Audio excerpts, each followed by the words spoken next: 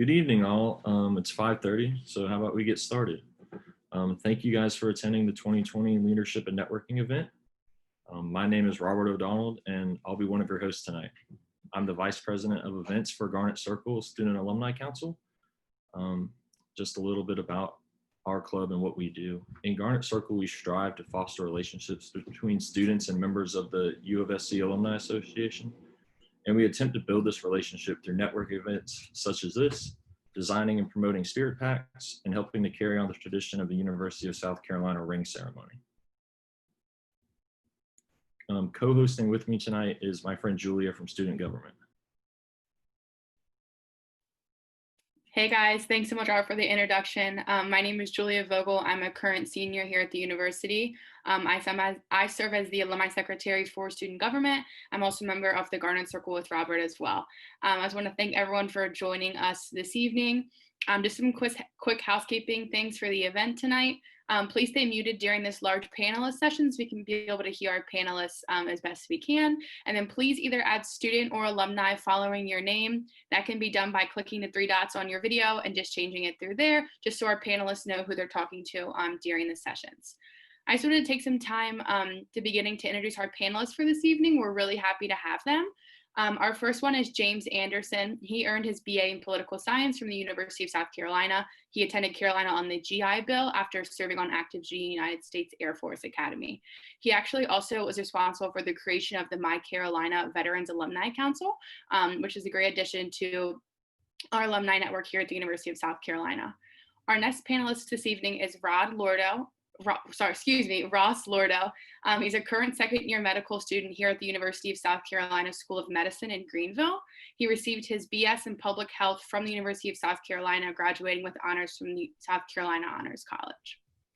Ross also was elected to serve as student body president during his time as a student here at the university, which was great because I'm in student government, and we also have our current student body president here on the call, so we can definitely be able to relate to that and how we're so grateful to have him this evening on our call as well.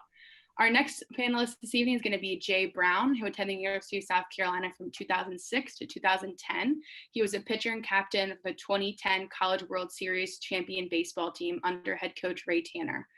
Jay also worked as the assistant director of the Gamecock Club here in USC Athletics Department, where he was raising money for athletic scholarships and facilities while overseeing all former student athlete initiatives here on campus. And our final panelist this evening is Erin Curtis. She's a native of Lexington, South Carolina, graduating from the university with a degree in media arts and a minor in film studies. She currently is the program manager for GrowCo, a newly established economic development nonprofit laser-focused on supporting founders and CEOs of high-impact growth companies in the Columbia metropolitan area. We are so thankful to have our panelists on this evening. We're looking forward to a great event. Robert's now going to start with some questions for our panelists. Thank you, Julia. To begin the event, we just prepared a list of questions for us to get to know our 4 panelists more and begin to understand their journey from UofSC to where they are today.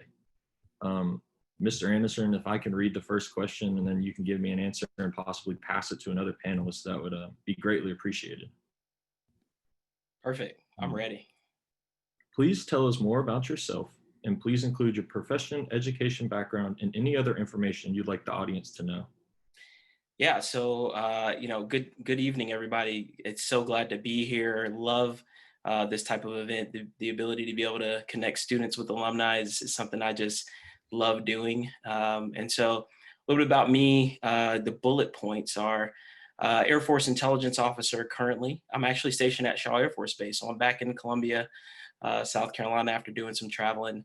I've been, at the university, I was a major in political science. And loved every bit of it. Did a lot of stuff with our Veterans Association at the university, as well as Euphratean Society, some other things. That's one thing I'll probably talk on a little bit later, is that I wasn't as involved on campus as I probably should have been. And I look up to folks like you all who are on this call, student leaders on campus, as a model for, I think, what I should have done.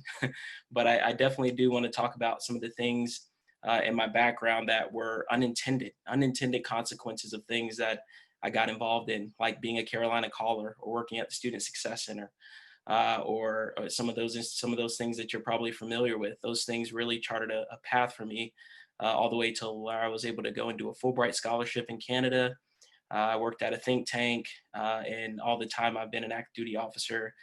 Been fortunate enough to work in the national security space and foreign policy space. So would love to shed light on that, and not to mention the Veterans Alumni Council, which I think I can talk all day. Katie can as well, but I can talk all day about. So glad to be here, and I think I'll kick it over to Jay next. Perfect. Thank you. Thanks for having me.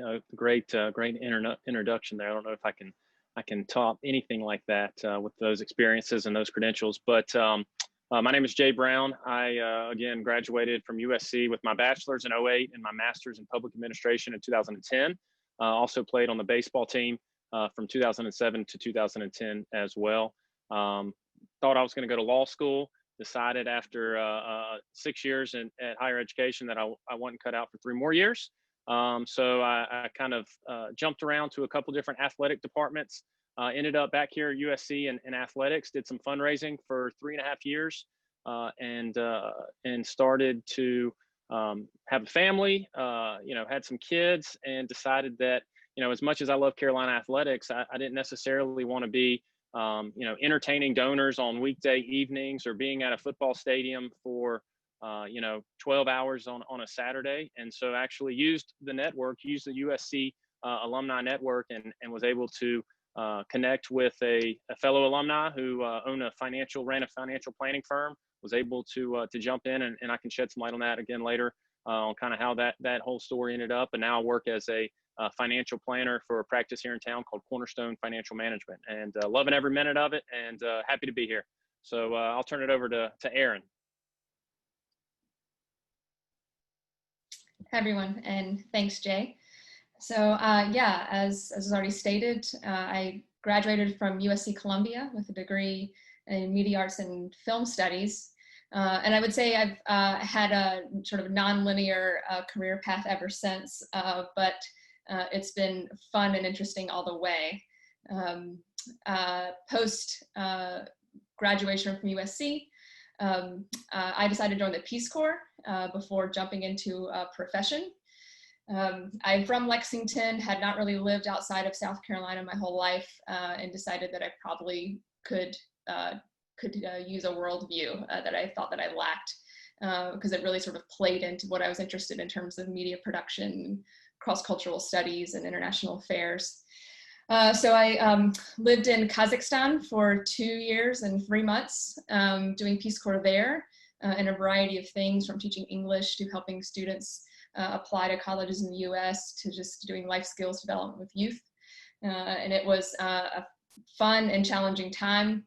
And it was exactly what I needed to be. And post Peace Corps, I was actually back in Columbia for about 1.5 years, working at a boutique production company in town, doing commercial work and actually doing some documentary work for SCE TV. But the dream really since graduating from college was to land in Washington, DC, at least for a time. So through a random connection on a 2-day job, I was able to move up to DC and take a position as a technical director at the U.S. Department of State in the Bureau of International Information Programs. So very wordy, but that's government. But long story short, I ran live broadcast productions to foreign audiences abroad in partnership with embassies abroad. And our charge was to basically connect with foreign audiences on whatever public diplomacy, public policy issue was relevant to that audience, to convey whatever information we needed to convey and engage with those audiences back. And pretty much everything we did was a 2-way conversation. So I did that for about 4.5 years, and sort of moved up to studio management and sort of ran the whole suite of studios that we worked out of. And then my last 6 months, I jumped over to help sort of jumpstart a new program called Tech Camps, which were these 3-day workshops that we organized abroad at embassies to help NGOs be paired with subject matter experts to teach them a digital skill that would help with whatever sort of their mission of their nonprofit was. So I did that for about 6 months, ran 3 or so of those workshops abroad, family reasons sort of brought me home faster than I anticipated leaving DC. I was there for about 5 years and loved every minute. And came home and was offered a position from someone I formerly worked for part-time to head operations at Soda City Market, which was to me an excellent transition point because I had to sort of get home quickly and get employed, and there's not a lot of, you know, international affairs media work in Columbia. Still a great place to live and work though. So I've worked for Soda City for 3 years and some change, sort of running and scaling the market, running their special events before hopping over to my current position at the very end of March. So it sort of coincided with COVID. It wasn't COVID related. I actually set the position before lockdown and have been with GrowCo as a program manager there since the end of March, beginning of April. Oh yeah, and who's left? Ross. Hey, so my name's Ross. I graduated in 2018 with a degree in public health. Funny enough, my involvement actually as an undergrad was not really what I've ended up going into, for better or for worse. However, I think that that's kind of the unique part of my experience where I think you take a lot of those lessons and apply it to whatever career you want to go into. But on campus, I got involved in student government really early on. I thought I wanted to go to med school, but I wasn't sure. Wanted to just kind of follow my passions, and for better or for worse, ended up just staying in student government and ended up being student body president my last year, which was a tremendous experience and really opened a lot of doors, and really just had a lot of friendships and memories made from that. I decided to stay in the system, and I'm now a third-year medical student here in Greenville at USC School of Medicine, Greenville. Didn't really know what I wanted to do with my life, but have gotten a lot of different exposure and actually have just decided I'm going into OBGYN. So really excited about kind of like the next chapter for me. But really a lot of the foundational things I learned at USC and through different experiences, which I'm sure we'll talk about, I think have really allowed me to broaden my horizons, kind of go into things that I didn't think that I would initially be interested in, then ultimately will make me a better provider for patients in the future. So.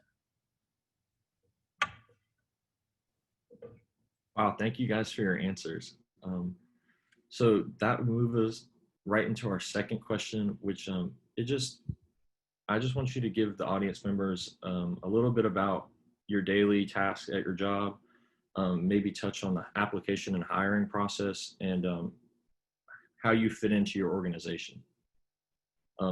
Mr. Anderson, if you want to start, and just follow the same order for right now. Yeah, sure. So I think mine's going to probably be the easiest here, just because, so I'm an active duty military officer. So I did ROTC at the University of South Carolina. And I had, prior to that, I was an enlisted member. So I joined the Air Force right after high school, and then decided, hey, I wanted to become an officer. So specifically work in intelligence. And so I intelligence officer, just a little bit about it. It is a very, one of those complex things that's really hard to explain. But what we're doing is we're looking at different forms of intelligence that we gather from our different sources all across the country, all across the world. It has taken me all across the country in a lot of different ways. So in the Air Force, we typically focus on how we collect intelligence on, specific aircraft that we have and the different capabilities that come with that.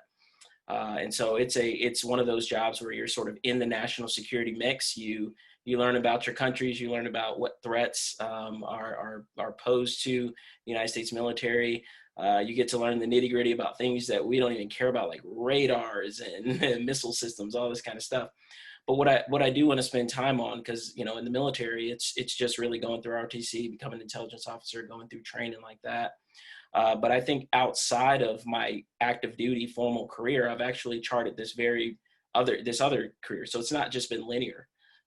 There's a lot of other side things that I've been able to work on as well. So my time in Canada as a Fulbright scholar entailed a lot of, so I had to go through an application process, go through an interview process, you know, really do what is amazing, really starting a research project and formulating that and getting academics and professors to tell you, actually, you don't know what you're talking about, James. You should probably revise that research project.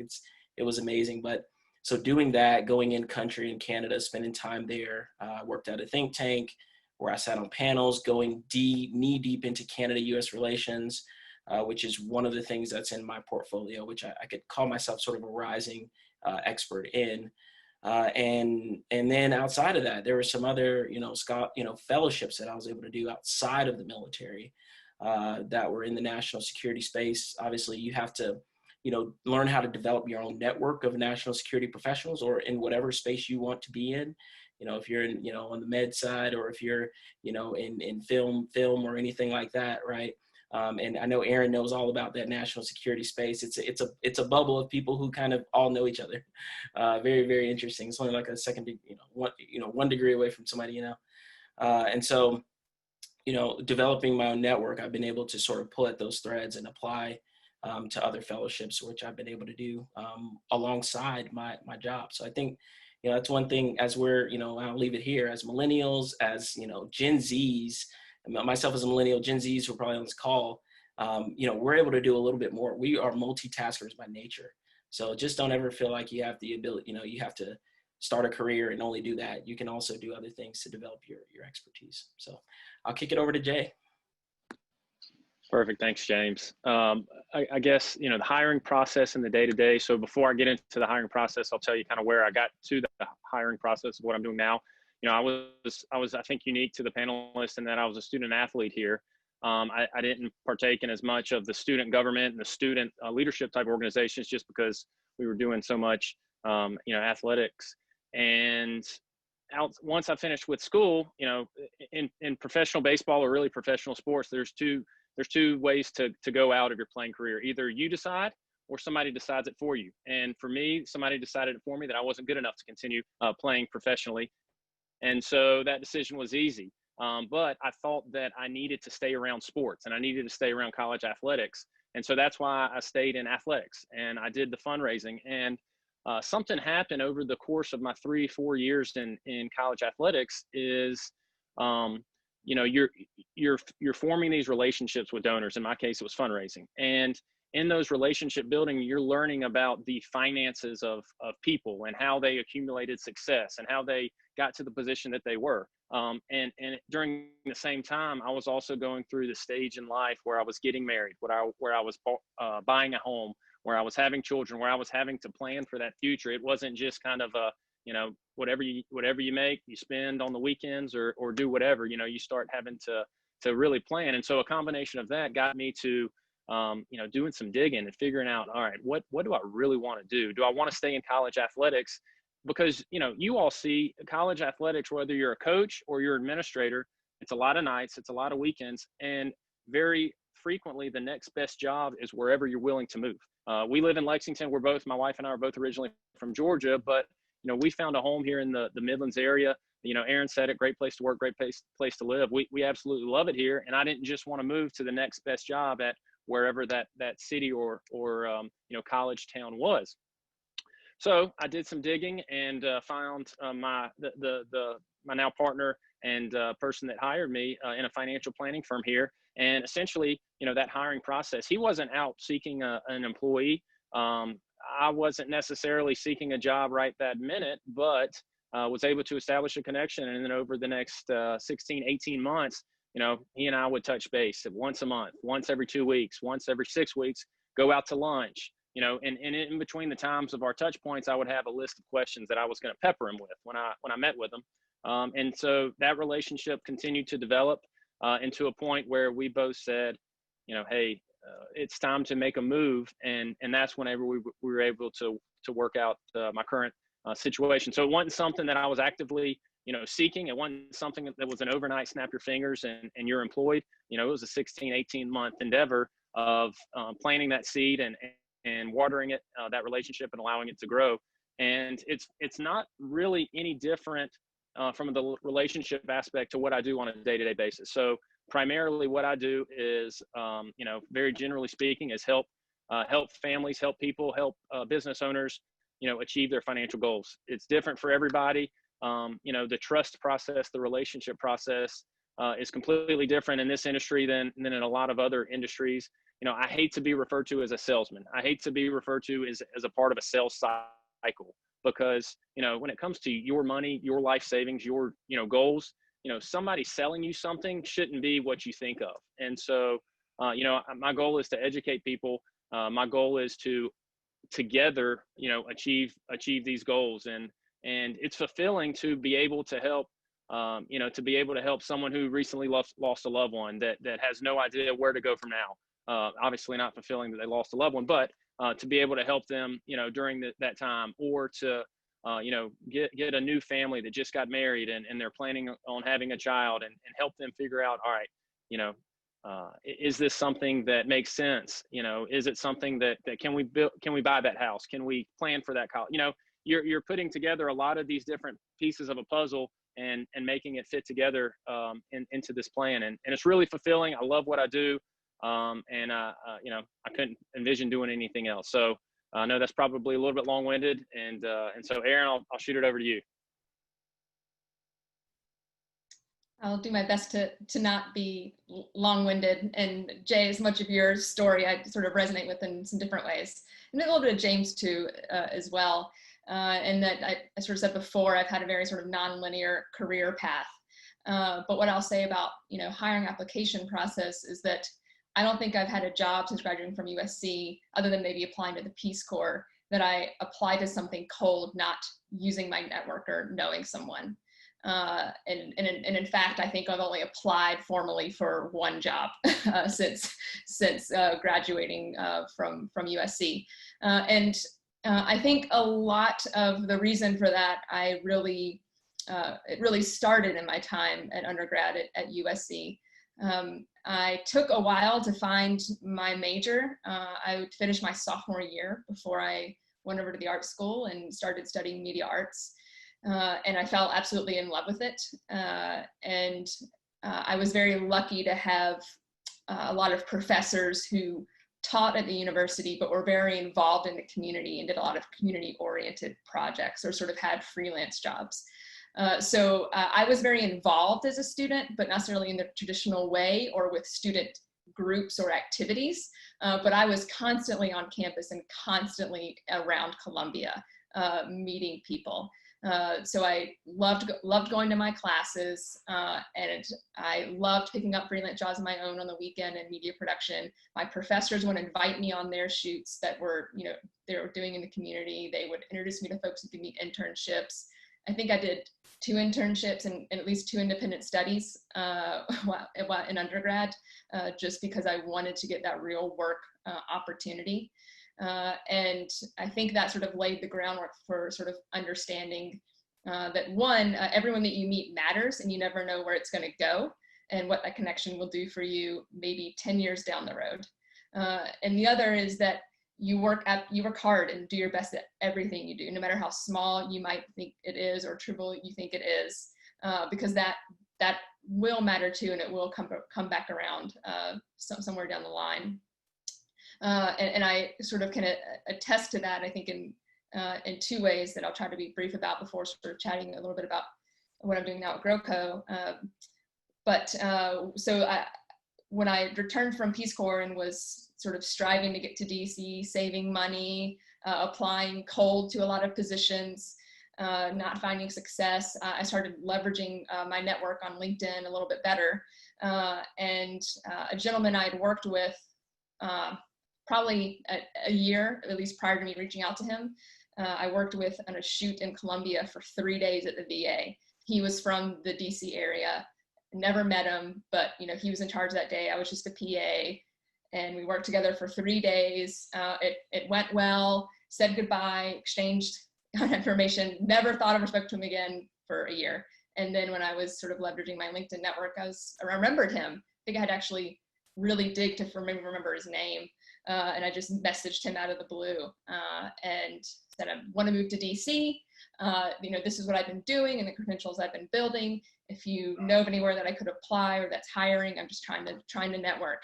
And he was shot back and was like, oh, I'm at this new position at State Department and they're letting me hire a team. Send me your resume.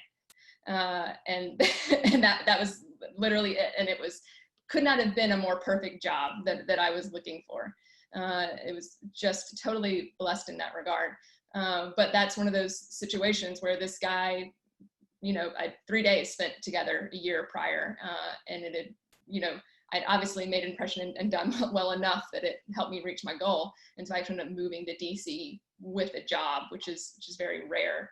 And then I would say my most recent position with GrowCo is sort of in a similar vein, in that when I was running Soda City Market, it's a very community sort of oriented position because it's very visible. And I was also someone who just needed to get into entrepreneurial community to sort of help me do my job better, and ended up sort of networking a lot and meeting folks and being involved in a lot of community things. And so when I thought it was about time for me to probably exit Soda City at the top of this year, I was sort of just taking that couple of days to be like, all right, where do I even start? Like, what do I want to do? And I think a couple of days after that, I was messaged by, I would say, a professional acquaintance and asked to apply for this position at GrowCo before I even sort of did any real looking. But they had a position they needed to hire on quickly. They knew me. They sort of knew my work from working together on things, and they trusted that in my experience. And I did 2 rounds of interviews, and that was sort of it. So I've been at GrowCo again since the start of end of March, start of April. And what that's like day to day is a little bit bananas. And I don't want to go on too much longer, but GrowCo is a brand new nonprofit organization. So it's being built from the ground up. And I'm the only employee, and I work with a working board of CEOs and founders of companies in Colombia. So it's very lean, but there's a lot to be done. And I wear a lot of hats right now, and every day is different. And I have about 25 balls in the air. I probably drop one a week, to be honest with you. So that's just sort of the nature of launching something from the ground up. But I believe in the mission, and that's always sort of been the theme of any of my work. I've had to believe in what it's about. And I felt that way about the State Department, I felt that way about Soda City, and I felt that way about GrowCo. And that GrowCo is something that's trying to move Columbia forward, move the needle forward, be a resource that'll help high impact, high growth companies grow and stay here, and create jobs, create well-paying jobs, ideally knowledge economy jobs, hire our graduating students so that they stay here and use their brains here. We're very interested in that. Right now we export more brains than we import, which is a problem. So these companies, they'll create jobs, they'll hopefully bring in more investment capital, they'll generate more revenue for our city. And when those companies are doing that, it's lifting the whole city up in a multitude of ways. So it's a mission I thoroughly believe in. And right now, sort of my day-to-day is a mixture of trying to help those companies by providing them resources that aren't really me, which I can get into sort of when we're networking, but that's a lot of mentoring, educational opportunities. Combined with recruiting more companies into our fold, and as is always needed for nonprofit work, fundraising, which Jay clearly knows a lot about, and is quite a time intensive activity. But yeah, that's my day to day. It's really all the way across the board of what it takes for an organization. I touch on every single point. And with that, Ross. So obviously, I'm in a little bit of a different situation. Wish I was out of school, but so kind of medicine, it's its own unique yet grueling journey. So you have to take medical school entrance exam, the MCAT, which everyone fears. I remember when I was in school, I think it took about 6 weeks and studied for that, and fortunately did well enough to earn a spot. So for us, we're not done with testing. As soon as you get into medical school, you start working on your licensing. So we take one, there's 3 different parts. So you take part 1 between your 2nd and 3rd years, which I just got done with. It's a lot different than in college.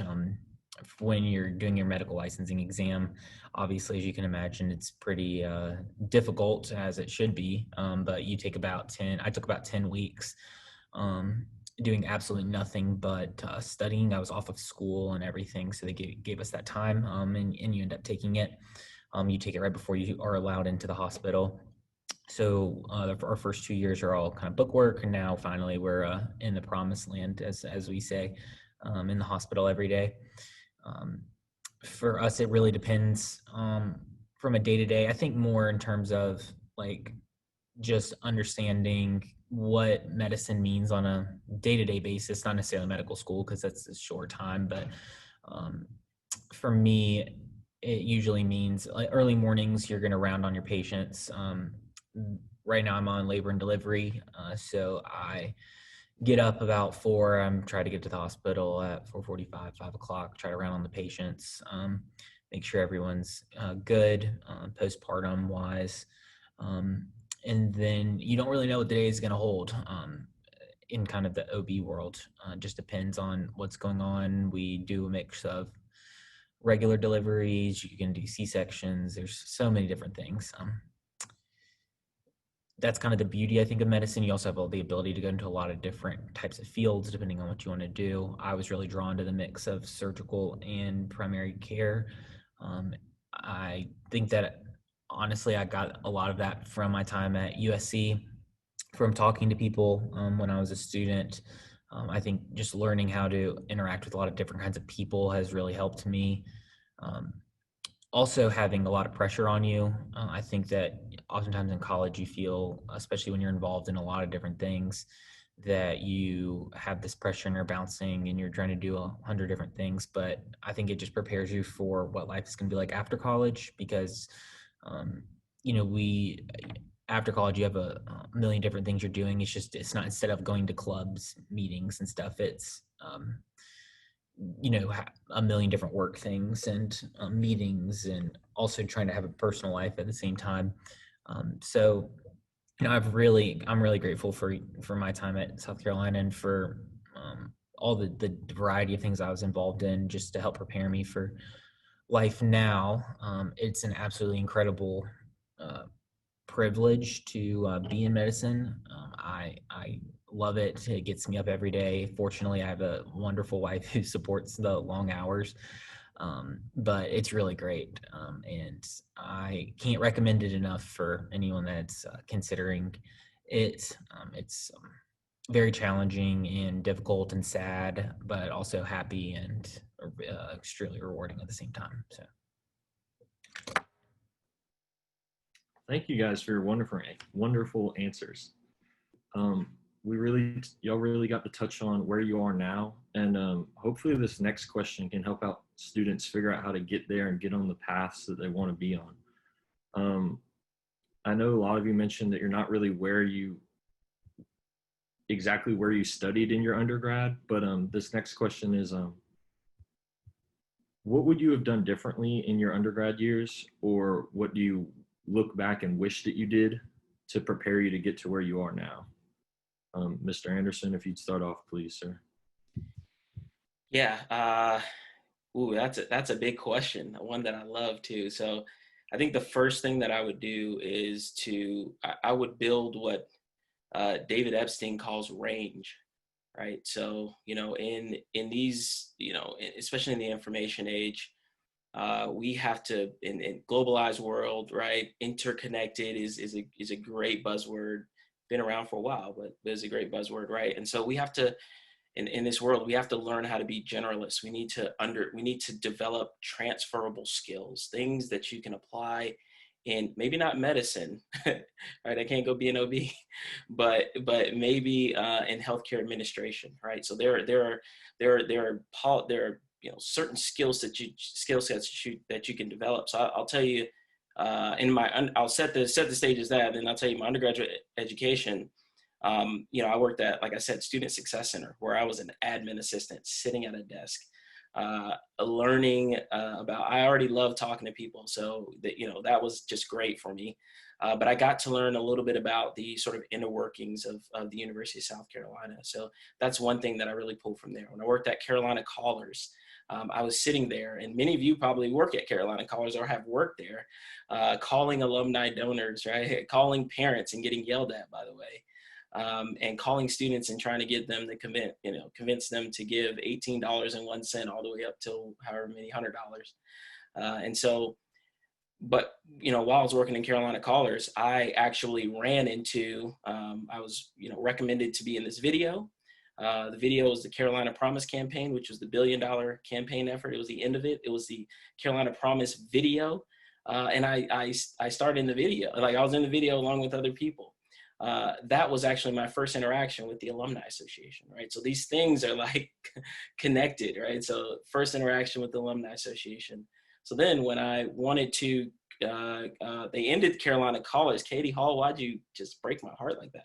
Okay, but yeah, so when, so by the time I got to, I was getting ready to graduate University of South Carolina, I was thinking, hey, I want to have the ability to stay in touch with a lot of different veterans and military members, even when I go off and travel.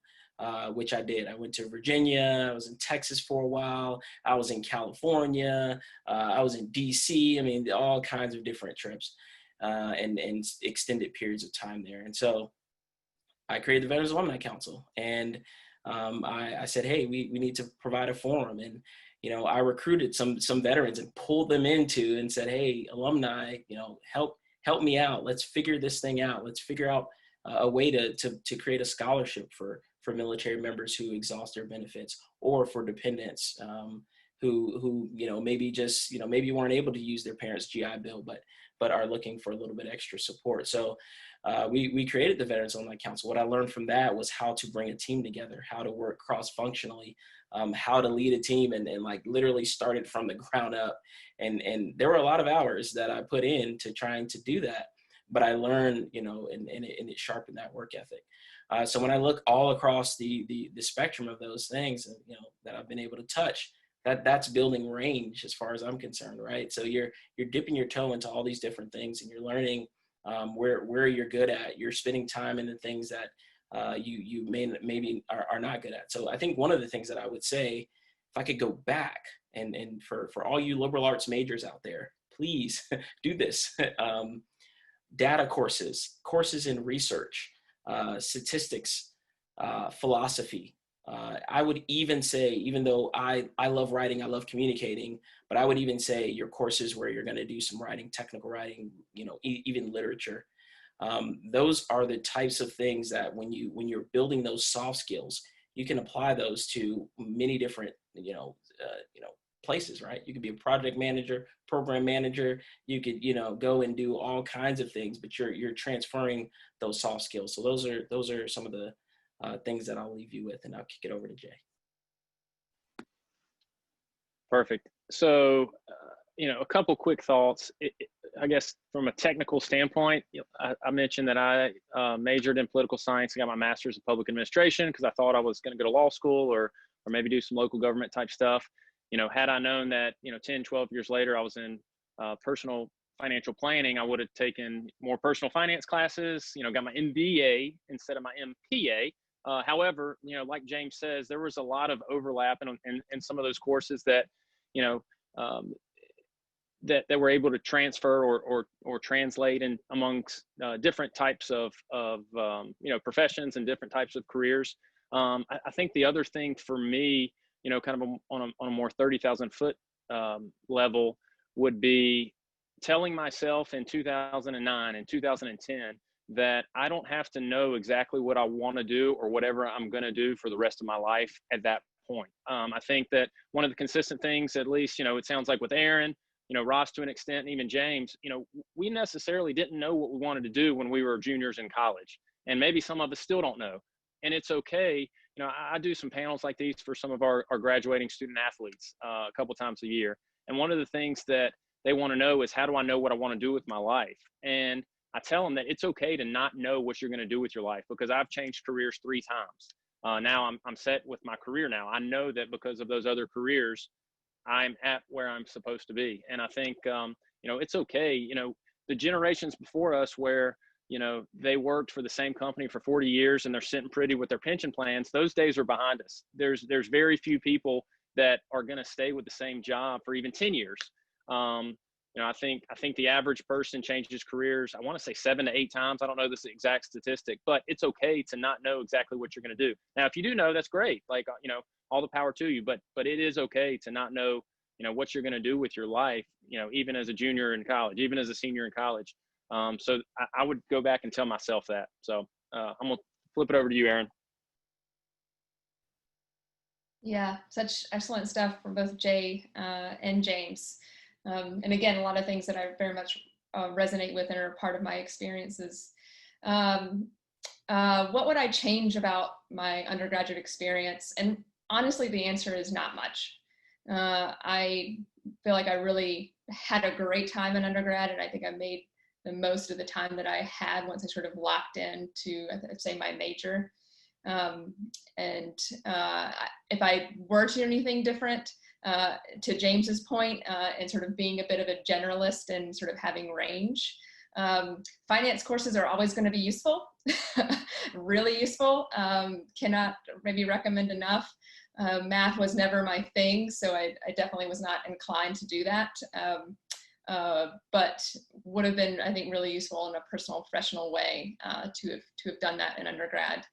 And I don't know, aside from that, to another point James made, a transferable skill is always a good idea. Even today, I still toy with the idea of taking coding class, partly because I'm interested, but partly who knows how it might be relevant to part of my job in the next 10 years. But sort of taking and sort of learning, whether it's through the university or even on your own after you've graduated, sort of a transferable trade skill is never a bad idea, and sort of keeps you more marketable in the long term, because the world changes, right?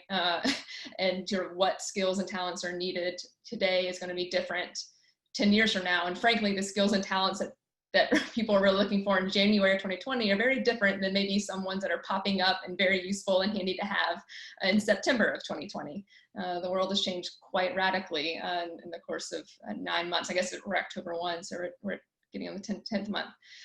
But those are the two things in undergrad, if I were to do them differently, that I would advise. But to sort of what I think worked well, and I'll double down on this, is just being involved with Columbia outside of the campus.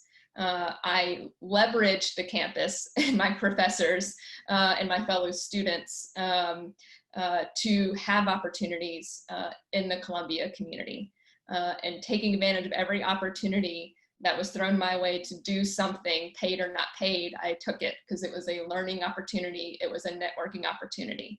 And one typically led to another. And I kept getting opportunity because I'd show up to one and then someone would say, hey, go do this. And someone would say, the next one, how we go do this. And that's not really sort of left my professional life. To Jay's point, I've sort of had a career change when I moved back here. I would say most people I know, friends my age, are often doing something different than what they got their degree in. And it's not at all uncommon. I didn't know what I wanted to do until after my sophomore year of college. And even now I find myself not in media production, which I hope to get back to in more personal ways that might turn professional. But I've sort of followed thread lines of things that I've been good at from job to job to job, and that I figured out that I'm good at along the way. So yes, I have skills and talents in video and audio production. But what I didn't realize I had a skill and talent is in managing people and operations. So I started out at State Department, just the lowest rung on the totem pole. That was directing the programs that were small, that didn't require much, sort of being handheld through things, to running the whole show technically. And that's because I sort of uncovered a talent. It's like, hey, I care more just about, the skill that I'm here to do. I care about this team organization as a whole. What can I do to improve it and keep us growing and getting better at what we do? And that sort of led to me being offered, essentially a leadership position within what I was doing. And I followed that thread, since that realization of I'm good at project management, I'm good at managing people, I'm good at building teams, I'm good at operations. And those are the things that I can take those and I can apply them to different industries and still find applicable work. And that has sort of been the case. So that's, that's in terms of my undergrad, that's those couple of things is what I would change. Largely, I wouldn't. And just be involved where you are. Have that range, as James said. Don't worry about it if you don't have it figured out, as Jay said. But follow your strengths, and you're only going to really uncover all of your strengths the more you do different kinds of things and stretch yourself. And with that, I will pass it over to Ross. So yeah, I mean, just piggybacking, I think obviously you can see a theme that you can do a lot of different things coming out of college. I think getting creative with your degree in terms of how you want to pair things together, maybe like adding a minor, maybe in something a little bit different. So I did public health as a major, but I did a business minor just because I thought it would be pretty beneficial and just learn some baseline like business knowledge, finance, personal finance, stuff like that. So really those classes have been absolutely incredible for me, just to have a little bit of idea of at least the terminology and whatnot.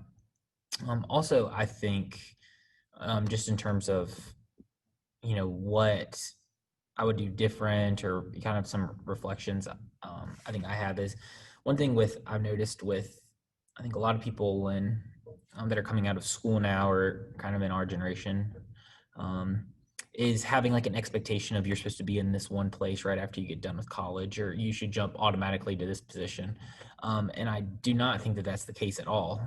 I think that you can see that if you really want to get somewhere, you have to put in the work, and the work doesn't stop after college. You're going to be the bottom of the totem pole, like a freshman year in college all over again.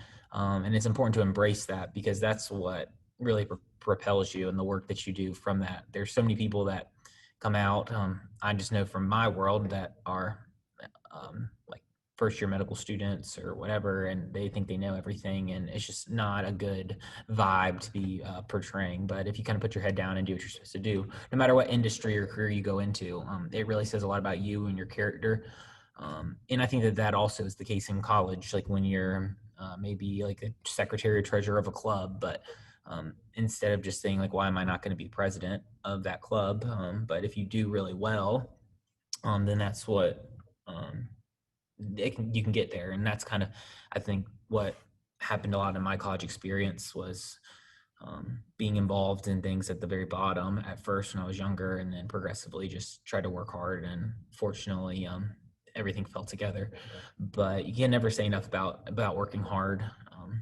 And I think that that's kind of the biggest takeaway that you can do in college, but also that it doesn't stop after that. And you got to have the right mindset going into your jobs right after school. And then that itself will open a heck of a lot of doors for you. And that's what people want.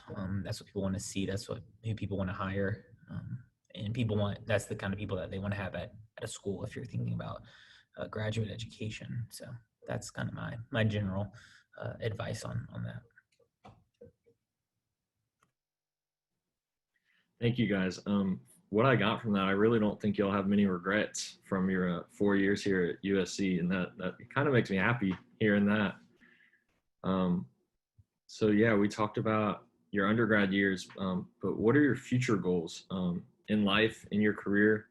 How do you plan on getting there? Stuff like that. Can we talk about that next?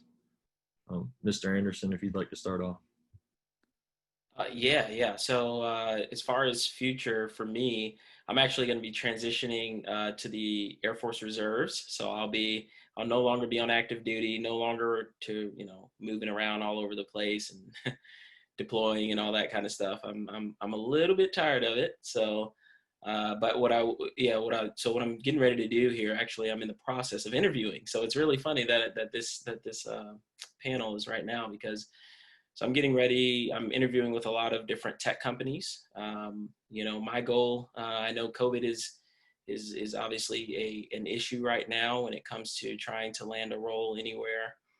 Good thing about tech is that there are a lot of remote roles, right? So I'm interviewing with a few companies, got an offer.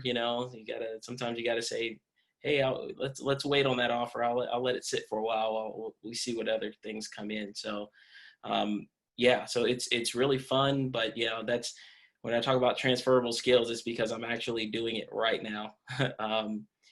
And so, there are roles in like senior program manager type roles, program manager. I even lobbying, I looked at doing that kind of work as well. So, I'm kind of all over the spectrum. I love actually just casting the net and just trying to figure out like, hey, what can I come up with? One thing that I love about interviewing right now, we're talking about future goals, and I think some of the things that some people here will love is that, when you interview, you have to really, you have to brush up on a lot of things very, very quickly, right? So you got to get to know people within the organization. You have to get to know, what the organization does, what their mission is. How do you fit in that mission? How do your skills, align with that mission? What are your weaknesses, right? What are things that you think you can improve upon, where you can be vulnerable enough to say it to an interviewer? So those are the type of things that I think are really, really important. So yeah, I would leave it there. I think, transitioning is always one of those things especially for military members. It's difficult because it's like, hey, we were doing this thing with aircraft and intelligence and in other countries. And now we have to explain that to an interviewer. It's very challenging. So you have to take some time to be deliberate and really communicate what you can offer. And with that, also, I'm on the board of governors with My Carolina, or now University of South Carolina Alumni Association. I cannot shake that My Carolina thing. It is amazing, and I'm learning about very, high level strategic things. Love it. I get to, get familiar with somebody named Ross Lordo, who Ross knows very well. And so it's very, very fun, and I love doing that. So that's what the future holds. Before I get into mine, it's awesome to be able to serve on these type of panels and just to learn about James and Erin and Ross, and then the networking. I get just as much out of that kind of stuff as hopefully you guys get some stuff from us, but I get just as much. And I don't have any doubt that just knowing James now for 45 minutes, that he's not gonna have any issues landing that job with whoever that IT company is or technology company. It's very impressive, James. So I have a little bit different, I guess future goals. I'm not wanting to go to Wall Street. I'm not wanting to open up this massive firm where I have zero touch with any clients. Like I'm in a position in my career where I am ecstatic with the touch points that I have with clients, with the interaction that I have with clients. Sure, scaling and growing bigger, and I think everybody would say they want to be able to to grow bigger by and keeping that scale where you still have those touch points. But I guess from a career standpoint, I have no aspirations to move out of Columbia, to move out of the Midlands area. But I guess the future goal, and it's kind of general, but it's going to be impact. Like I want to be able to make an impact, and it starts here in my house with my wife and my kids. But wherever that opportunity exists, whether it's at my church, whether it's with the alumni, whether it's with student athletes, whether it's with the community. My wife tells me all the time that I need to do something in local government. Having had a little bit of that background and seeing the government side of things, I don't know that I want any part of that, but who knows? Impact is a future goal, and hopefully, as I continue with this career and the outreach and the relationships that I build with others in this community, that lasting impact is something that I can achieve. So, Erin, over to you. Jay, I want to be in a city council with you full of people who actually don't want to be on city council, and then we might actually have fun and get some things done. So that'd be fantastic. Future for me, I think my thoughts about it have changed actually a little bit during this COVID time. So for the past year or so, I've started to formulate sort of more concrete thoughts and plans about being an independent digital content creator. I miss the sort of production part of my passion and my work history. And I haven't really had that since I moved back to Columbia in 2016. So I have some aspirations there in content producing on my own, which I thought I would start this year. COVID made that very different. But I have some plans for that next year, and that'll start as something that's, essentially on my personal time, but in an ideal world may become, part of my job, or a job, one of my jobs. So we'll just have to see where it goes. But getting back to sort of my core passion and a sort of different skill set that I have is something that I really want to do. And I'm sort of in a similar spot as Jay. I have sort of like personal life parameters that have become important as they do as you get older, and the kind of life that you want to live. And you hopefully can marry that with your profession. And thus far, I've been mostly lucky to be able to do that. But I too don't think I want to leave Columbia anytime soon. I just bought my first ever home this summer, which is very exciting for me. Here downtown, but I do miss traveling. So similar to James at the State Department, I worked internationally every day with colleagues who are across the world, and I did travel as part of work, and those are things that I really enjoyed. And then sort of similarly had a difficult time explaining that when I came back to Columbia, what in the world that it is that you do. And I think even during the 4 years I was in DC, when I'd come home for holidays, my family never asked me anything about work because they still didn't understand what I did. So it's just, it's a very difficult thing to translate in certain areas. But if I could, bring more travel into my work, that would be preferable. And now that remote work is really, really becoming a lot more normalized, if I could live in Columbia, but have a job that was maybe partially based out of DC. I do love DC and I missed it. And I could go up to DC from time to time, whether it was a week out of the month or a couple times a year, that would be fantastic. And yeah, now a lot more possible. So those are kinds of things that I'm thinking about and talking about with my network in DC. But for the moment, I've obviously committed to getting a baby organization off the ground. And I imagine I will probably stick with it for a time. And I'm certainly being challenged and stretched in new ways and learning new things, which is absolutely critical for me. So beyond believing in what I'm doing, I need to constantly be challenged and learning something new. That was sort of part of the reason I sort of felt it was time to move on from my job at Soda City, is that it was going well and almost too well, and I was a little bit bored. So it's like, what is sort of the next thing that's going to teach me something? Because I have a lot more to learn, and I'm sort of ambitious with learning. Yeah, so it's a interesting sort of mix for me right now, looking forward in terms of things that I would like to do. But there are definitely things I have to work towards, and I'm excited for whatever's next. Everything's always been interesting, if not more than the last. So, yeah. And Ross? So I'll graduate in May of 2022. So like two more years.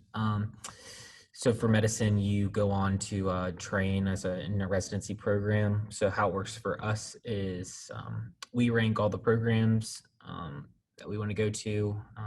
We apply to them.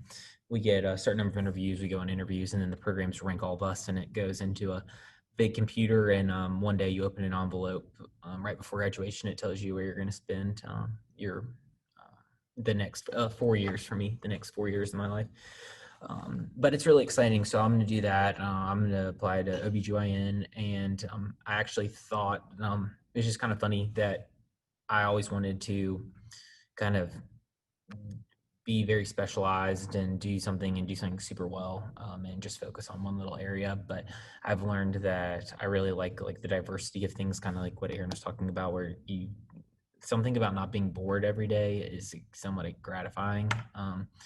So I think I'm going to probably stay general. And so I'll be done in 4 years. So 6 years from now, counting down.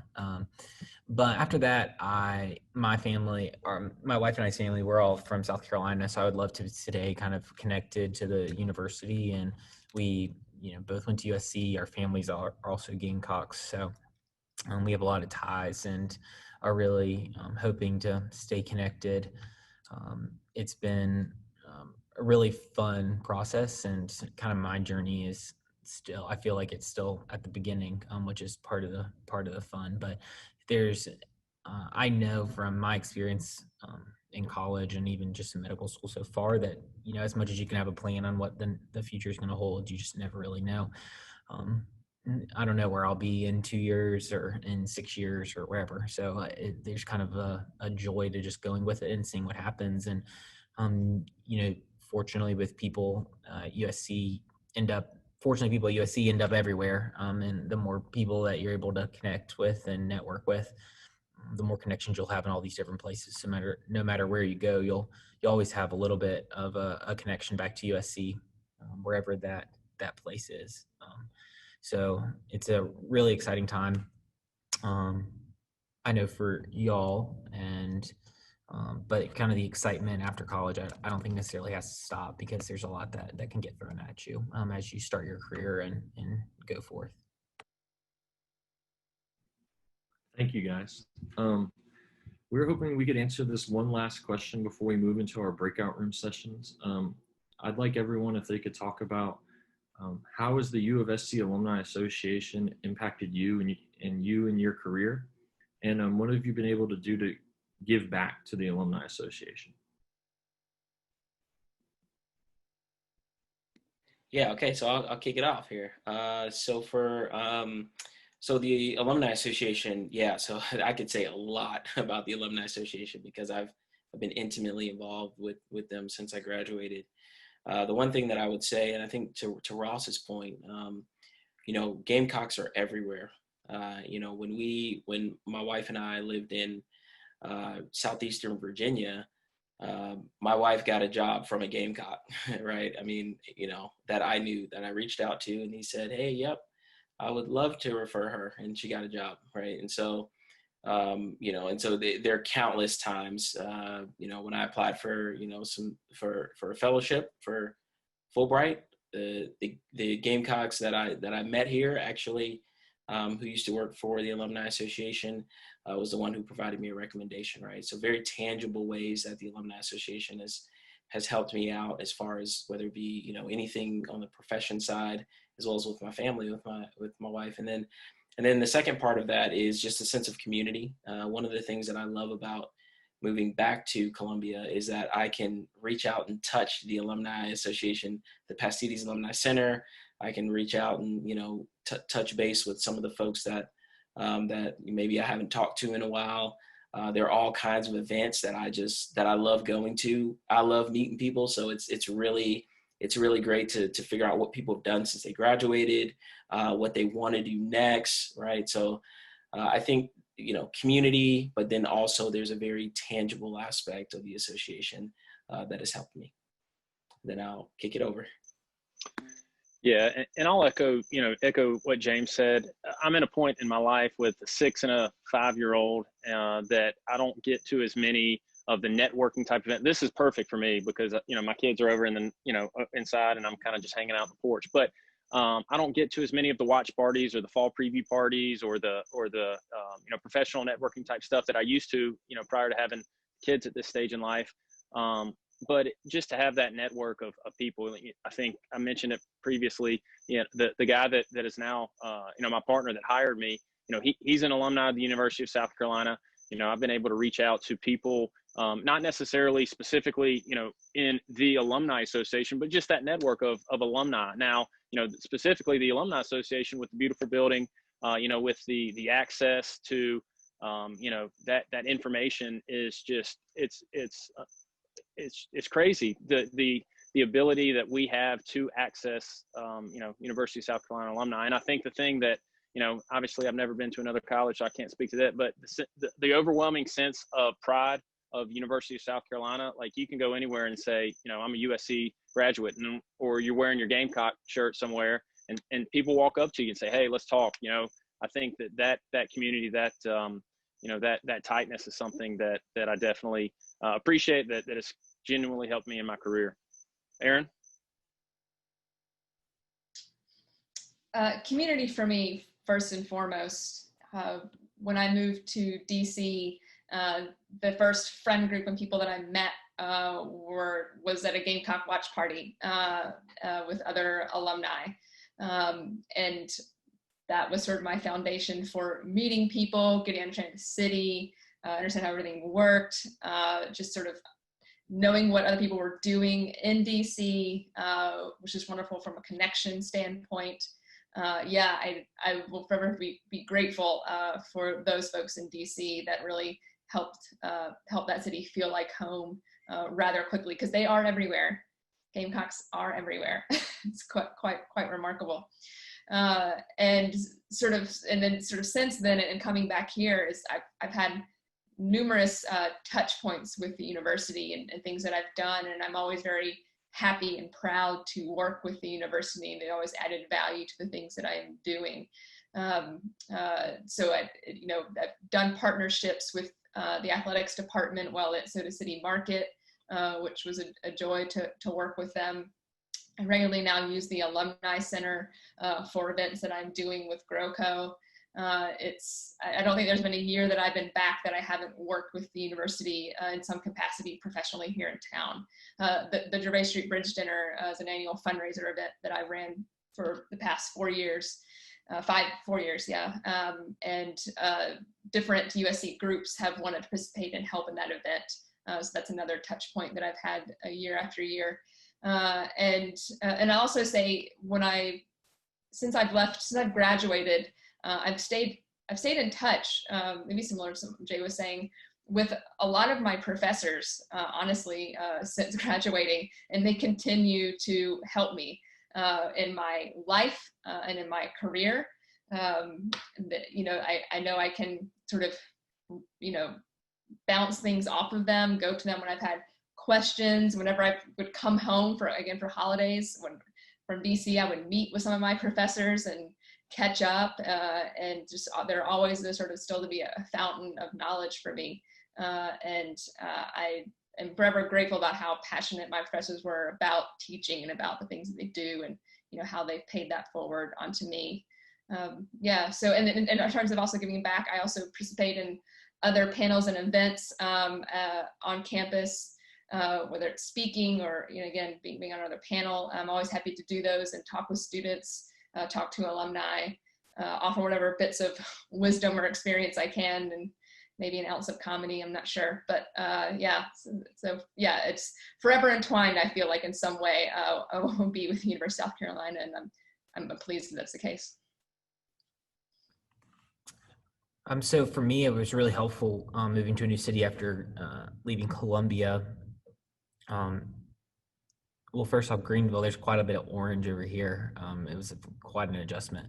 But there's also a Gamecock club that's pretty strong up here and hosts a lot of events. And I actually met a lot of people, went to a lot of those events when I first moved, and really felt kind of my first experience kind of being an alumnus, that you can go all these different places, and there's some like really genuinely great people that you can interact with and learn from, and just overall network with and get to know.